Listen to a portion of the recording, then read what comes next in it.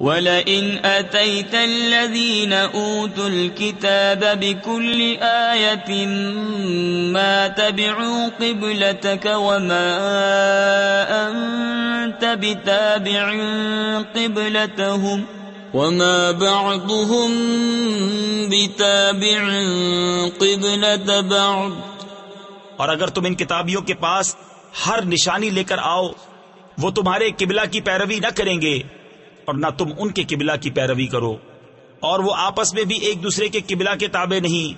تفسیر نعیمی میں ہے یہود و نصارہ آپس میں بھی ایک قبلہ پر متفق نہیں، بلکہ یہود صخرہ بیت المقدس کو اور نصارہ بیت المقدس کی مشرقی سمت کو اپنا قبلہ قرار دیتے ہیں، لہذا جب وہ آپس میں ایک قبلہ پر متفق نہیں تو ان کے قبلہ کی پیروی کیوں کر کی جا سکتی ہے؟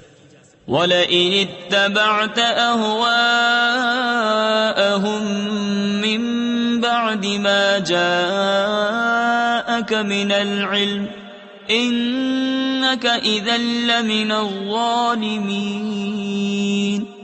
اور اگر تو ان کی خواہشوں پر چلا بعد اس کے کہ تجھے علم مل چکا تو اس وقت تو ضرور ستمگار یعنی ظالم ہوگا۔